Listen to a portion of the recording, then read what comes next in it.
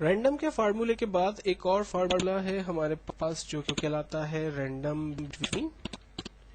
Random between کے فارمولے میں اچھی بات یہ ہے کہ آپ یہاں پر ٹارگیٹ ڈیفائن کر سکتے ہیں جس کے درمیان ویلیو جو ہے وہ اسی کے بٹوین ریزلٹ جنریٹ کرتی رہتی ہے.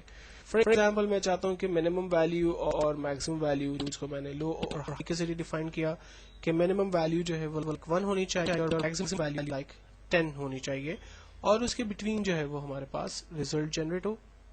تو ہم لوگ ریزلٹ کے لیے بھی سیل بنا لیتے ہیں اور سی بارڈر وغیرہ بنا کر اس کو تھوڑی سی بیوٹی دے دیتے ہیں.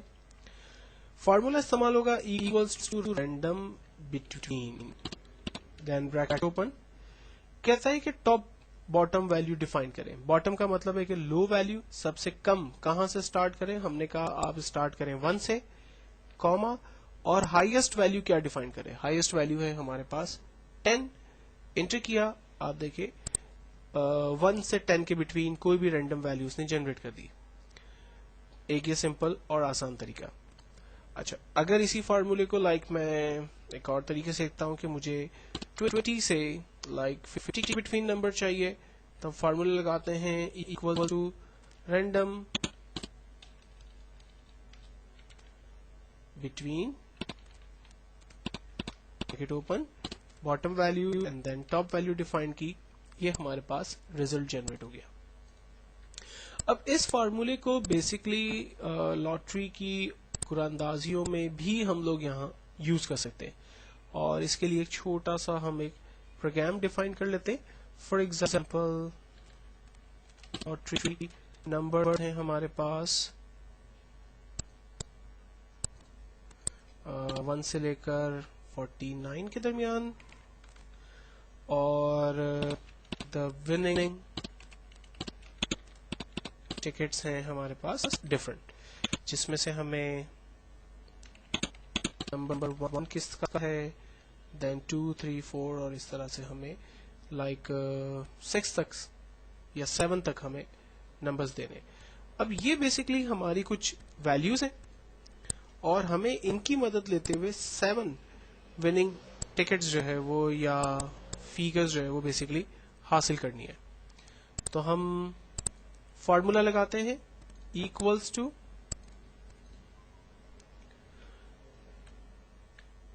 فارمولا ہے ہمارا equals to random between and then bracket open. سوال وہی ہے کہ آپ ٹاپ اور باٹم ویلیو بتا دیں. میں نے یہاں پر ٹاپ ویلیو 1 بتا دی, باٹم ویلیو 49 بتا دی. انٹر کیا, پہلا فیگر ہمارے پاس 31 جنریٹ ہو گیا. لیکن جب میں مزید نمبر 2 3 4 کو ڈریگ کروں گا تو اب ریزلٹ دیکھیں ہمارے پاس غلط آنا شروع ہو گئے یا نہیں آ رہے ہیں. اس کی وجہ کیا ہے؟ اس کی وجہ ہم لوگ پہلے بھی ڈسکس کر چکے. جب پہلے سیل کی رینج بنائی تھی تو اس میں دونوں سیل ایڈریس پراپرلی رینج میں آ رہے ہیں, لیکن جیسے ہی دوسرے سیل کی رینج ہم دیکھ رہے ہیں تو وہ رینج ایک اسٹیپ نیچے آ گئی. تیسرے سیل پر اسی طرح سے رینج ایک اسٹیپ نیچے آ گئی, جس کی وجہ سے ریزلٹ ہمارے غلط آ رہے ہیں. تو ہونا یہ چاہیے تھا کہ جب ہم رینڈم بٹوین کا فارمولا یوز کریں گے تو اپنے سیل کو ایبسولوٹ کریں گے, یعنی اس کو فکس کریں. اور ایبسولوٹ کرنے کے لیے ہم نے کی بورڈ سے F4 کے بٹن کو پریس کیا, دین کاما اور سیکنڈ فیگر ہم دے کر اس کو بھی ایبسولوٹ کرتے ہیں اور دین انٹر کرتے ہیں اور فائنلی اسی طرح سے اس کو ڈریگ کرتے ہیں. آپ دیکھیں ہمارے پاس 7 ڈفرنٹ ویلیوز جو ہے وہ جنریٹ ہو گئی, یا 7 ہمارے جو لکی ونرز ہیں ان کے ریزلٹ ہمارے پاس جنریٹ ہوئے. اب ہمیں بیسکلی یہ دیکھنا ہے کہ ہمارے پاس جو بھی ریزلٹ آ رہے ہیں وہ ایگزیکٹلی 7 ہی ہیں. تو اس طرح سے ہم لوگ لاٹری کے بیسکلی کوپنس یا جو لکی ڈراز ہیں ان کے ریزلٹ جو ہے وہ آسانی سے حاصل کر سکتے ہیں. نیکسٹ ایک فارمولا ہم ڈسکس کرنے جا رہے ہیں جو کہ پروڈکٹ کا فارمولا ہے. پروڈکٹ کا فارمولا بیسکلی ویلیوز کو آپس میں ملٹیپلائی کرتا ہے اور اس کا ریزلٹ ہمیں جنریٹ کر کے بتاتا ہے. فار ایگزامپل میرے پاس ڈفرنٹ نمبرز ہیں اور اس کا مجھے پروڈکٹ ریزلٹ دیکھنا ہے. نمبر سے 2 کو اگر میں 3 سے ملٹیپلائی کرتا ہوں اور 5 کو 10 سے ملٹیپلائی کرتا ہوں تو میرے پاس ریزلٹ کیا آ رہا ہے. فارمولا ہے equals to product bracket open, number 1 हमें कहता है रेंज में लें, हमने रेंज में दिया, नंबर 2 को रेंज में दें। अगर इस तरह से आगे वैल्यूज है तो आप 3, 4, 5 तक जा सकते हैं, अदरवाइज मैं यहाँ एंटर कर रहा हूँ, रिजल्ट हमारे पास जनरेट हो गया। अगर मुझे सेम एक और फार्मूला लगाना है, for example equals to bracket open, number 1 हमने रेंज में दिया, देन नंबर 2, रिजल्ट हमारे पास जनरेट हुआ। तो एक्चुअल में होता क्या है कि ये वैल्यूज को आपस में मल्टीप्लाई करता है और हमें रिजल्ट जनरेट करके हमें बताता है। देन एक फार्मूला हम लोग देख रहे हैं, नेटवर्क्स के नाम से है ये formula, network days. Network days का फार्मूला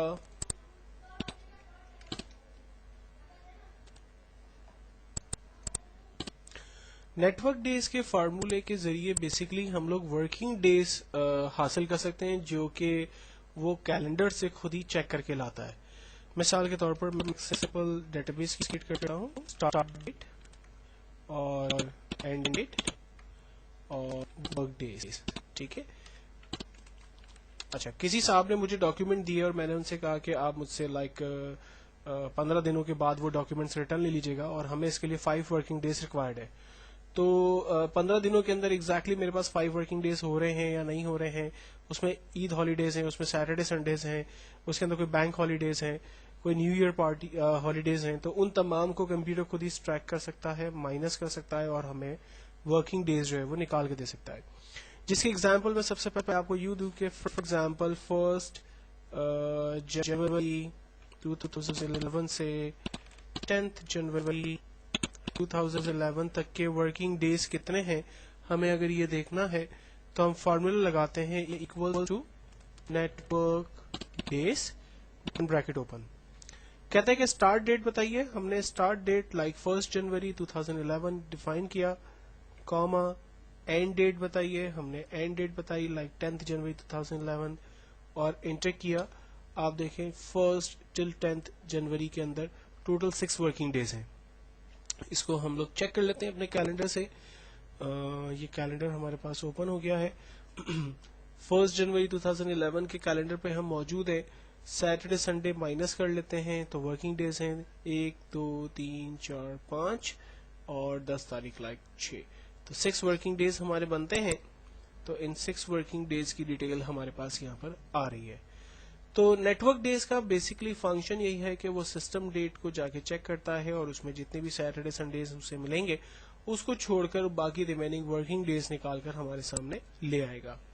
एक और एग्जांपल से देखते हैं, 25 अप्रैल 2010 से 25 जून 2010 तक कितने वर्किंग डेज थे, तो हम फार्मूला लगाते हैं network days bracket open, start date comma end date, enter किया, हमारे पास रिजल्ट आया कि उसमें टोटल 45 वर्किंग डेज हमने गुजारे। लेकिन अगर इसके अंदर मिसाल के तौर पर बैंक हॉलीडेज और इस तरह की चीजें भी हमें ऐड करनी हो तो फिर उसका तरीकाकार क्या होगा। तो फार्मूला बिल्कुल वही यूज होगा, लेकिन इसके लिए हमें एक छोटी सी डेटाबेस और सेपरेटली क्रिएट करनी पड़ेगी। मिसाल के तौर पर मैं यहाँ पर एक छोटी सी डेटाबेस बना लेता हूँ कि बैंक हॉलीडेज जो थे वो तारीख थी 1 मई 2000, लास्ट ईयर का हम देख लेते हैं, और किसी वजह से एग्जाम्स थे 25 दिसंबर 2010 को, क्रिसमस पार्टी या कुछ और, न्यू ईयर का प्रोग्राम या न्यू ईयर की वजह से छुट्टी थी 1 जनवरी 2011 को। अब इसमें से हम डेट लेते हैं, कोई साहब आए जिन्होंने 20 दिसंबर 2010 को डॉक्यूमेंट दिया और 5 जन 2011 को उन्होंने रिटर्न लेना है। तो कितने वर्किंग डेज इसमें से हमारे पास बेसिकली काउंट होंगे, इसको हम देखना चाहते हैं। तो फार्मूला हम लगाते हैं equals to network days bracket open, start date हमने बताई 20th दिसंबर 2010, कॉमा एंड डेट, उसके बाद आ रहा है कॉमा हॉलीडेज बता दें। तो हॉलीडेज के लिए बेसिकली हम लोग डिफाइन करेंगे सिर्फ डेट्स को एंड देन एंटर करेंगे।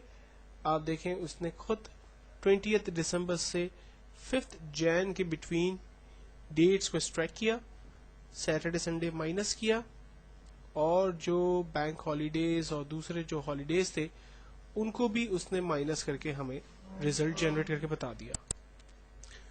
हम इसको कंफर्म कर लेते हैं कि जो डेट इसने हमें निकाल के दी है वो एग्जैक्टली ठीक भी है या नहीं ठीक है। तो अगेन हम सिस्टम कैलेंडर की तरफ जा रहे हैं और हम 2010 से चलना शुरू करते हैं और हम देखते हैं कि 2010 में जो बेसिकली हमारे पास वर्किंग डेज थे 20th से, तो 1 2 3 4 5 6 7 8 9 10, देन जनवरी 2011 में चलते हैं 11 12 13, तो 13 वर्किंग डेज हमें कह रहा है कैलेंडर के हिसाब से थे और सिस्टम ने भी हमें 13 वर्किंग डेज ही रिजल्ट जनरेट करके बताया। तो नेटवर्क डेज एक बेस्ट कमांड जिसके जरिए हम रिजल्ट हासिल कर सकते हैं, प्लस हम हॉलीडेज वगैरह को भी इसमें से स्ट्रैक कर सकते हैं और अपनी मर्जी का रिक्वायर्ड डाटा यहाँ पर हासिल कर सकते हैं।